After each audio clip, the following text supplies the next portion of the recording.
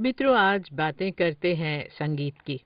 अब आप कहेंगे संगीत तो अक्सर होता ही है रेडियो में, लेकिन आज इस दृष्टिकोण को देखते हैं कि संगीत का हमारे मन, मस्तिष्क, दिल, दिमाग, हृदय पर और फिर स्वास्थ्य पर कितना असर करता है। क्या आप जानते हैं कि म्यूजिक इज थेरेप्यूटिक? जी हाँ, संगीत का आपके स्वास्थ्य से, आपकी सोच से बहुत गहरा संबंध है।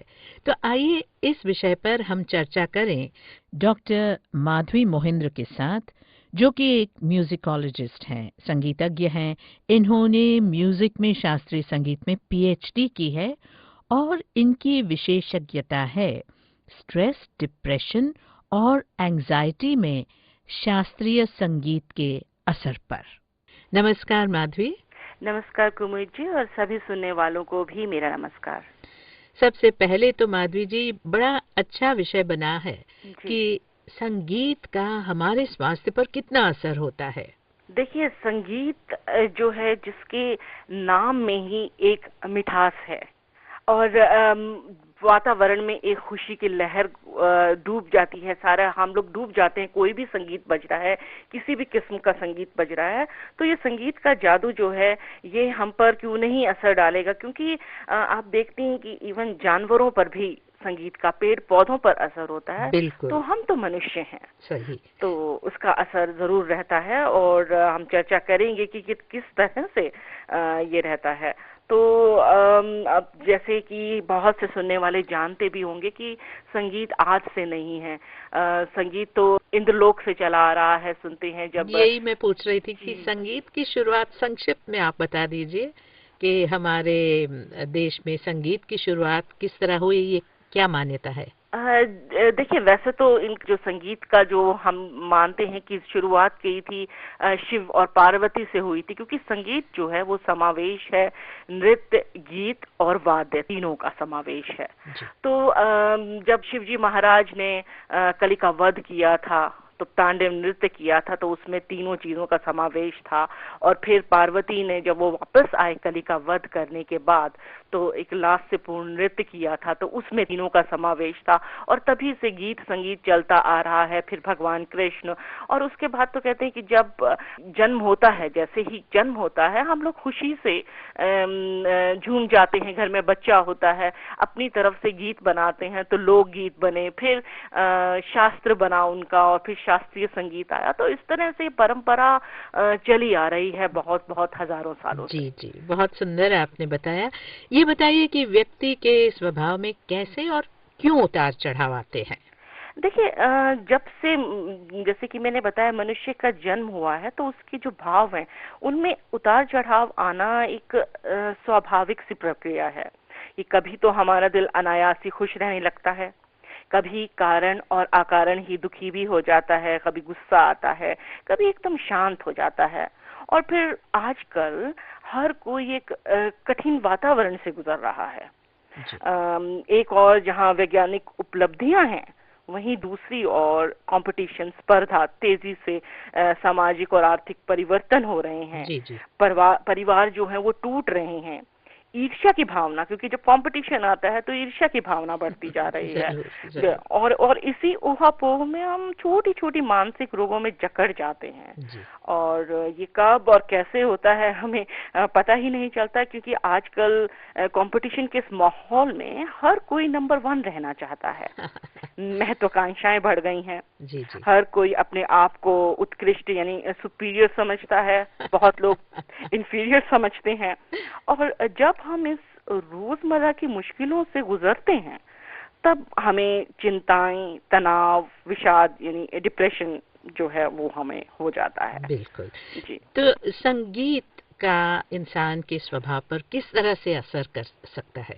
हाँ, जैसे कि मैंने बताया ना कि देखिए, संगीत कभी भी बजता है, हमारे को मतलब एक अलग किस्म का जो माहौल है वो क्रिएट हो जाता है।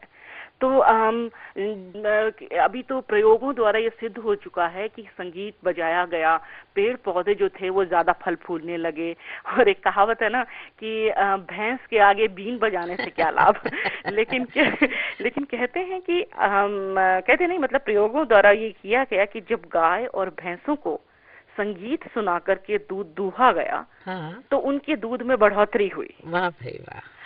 तो जब जानवरों पर इतना असर है तो हम तो मनुष्य हैं। बिल्कुल बिल्कुल। और हम लोग तो देखिए, हमारे जो संगीत है, खास तौर पे जो हिंदुस्तानी संगीत है, वो इतना है कि देखिए, जन्म के समय हमारा गीत और संगीत दूसरी तरह का है। शादी ब्याह होता है तो दूसरी तरह का।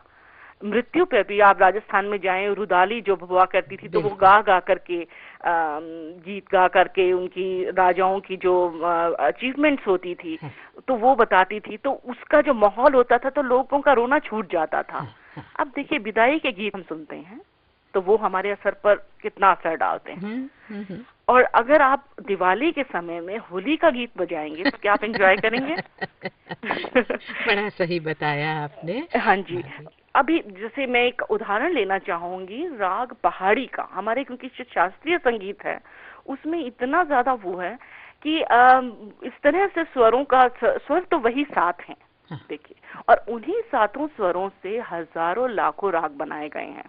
जी जी। और आप पहाड़ी राग का लीजिए, जैसे एक गीत हुआ था बहुत ही फेमस नूरी फिल्म का, आजा रे मेरे दिलबर आजा। अच्छा।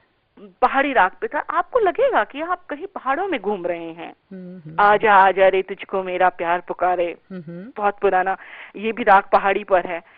बहारो मेरा जीवन सवारो, इस तरह से है। भाई वाह, क्या कहने इस राग पहाड़ी के। जी। तो इस तरह की जब हम गीत सुनते हैं तो वो हमारे ऊपर असर करते हैं। ऋतुओं के हिसाब से हमारे राग और गीत बनाए गए हैं, तो उसमें उसी तरह के स्वरों का मिश्रण किया गया है और इस तरह से उन्हें बनाया गया है कि वो हमारे ऊपर उसी माहौल को क्रिएट करते हैं। और उसका सबसे बड़ा कारण ये है कि जो हमारे राग हैं उनका समय के अनुसार वर्गीकरण किया गया है। आप सुनते होंगे कि फला राग प्रातःकालीन बजाया या गाया जाता है, फला फला राग दोपहर के समय बजाया जाता है, और कहते हैं कि अगर आप समय अनुसार इन रागों को नहीं बजाएंगे तो रागों को भी कष्ट होता है। जी, तो समय सही होना चाहिए हर राग के लिए, ये बहुत जरूरी है, ये तो राग रागनियां भी नाराज हो जाते हैं। हाँ जी जी जी जी, बिल्कुल बिल्कुल। तो वो समय के अनुसार, तो आप अगर प्रातःकालीन राग है उसे दोपहर में सुनेंगे तो वो मजा नहीं देगा जी। और यही ऋतुओं के आधार पर जो राग बनाए गए हैं, राग हेमंत है या राग मेघमल्हार है, तो मेघमल्हार को आप अगर बजाएंगे सर्दी के मौसम में तो आपको वो आनंद नहीं आएगा। जरूर। तो ये बारिश के गाने हैं, बने हैं राग मेघमल्हार पर जो आधारित हैं, बहुत खूबसूरत लगते हैं और उसका असर हमारे पर पॉजिटिवली होता है। और आप देखते हैं कि जितने भजन हैं वो ज्यादातर आपको मिलेंगे राग भोपाली, तोड़ी, भैरवी में भजन मिलेंगे। तो वो इसीलिए कि उसमें कुछ सुर इस तरह से लगाए हैं और ये 7 सुर में कैसे हमारे जो विद्वान हैं, संगीत विद्वान हैं, उनकी रचना करते हैं, तो उसका असर होता है। आज आपने माधवी जी बहुत सुंदर बातें बताई कि संगीत की उत्पत्ति कैसे हुई, संगीत का मनुष्य के जो जज्बात हैं, भावनाएं हैं, उन पर कैसे असर होता है, किस तरह हमारी भावनाओं में उतार चढ़ाव आते हैं, और संगीत जो राग हैं वो माहौल के मुताबिक, वातावरण के मुताबिक, ऋतु के मुताबिक और समय के मुताबिक होने चाहिए, है ना? जी बिल्कुल। और अगली बार हम चाहते हैं कि आप हमें संगीत और स्वास्थ्य के सिलसिले में और भी जानकारी दें। जरूर जरूर। कुमुद जी, मेहरबान होकर बुला लो जब जी चाहो, मेहरबान होकर बुला लो जब जी चाहो, मैं कोई गया वक्त तो नहीं कि फिर आ भी न सकूं। वाह गालिब पे गालिब आप आए घर पे हमारे, खुदा की शान है, कभी हम आपको तो कभी हम घर को देखते हैं। बहुत बहुत बहुत धन्यवाद कुमुद जी। अगली बार फिर आपसे जरूर चर्चा होगी। जी जरूर।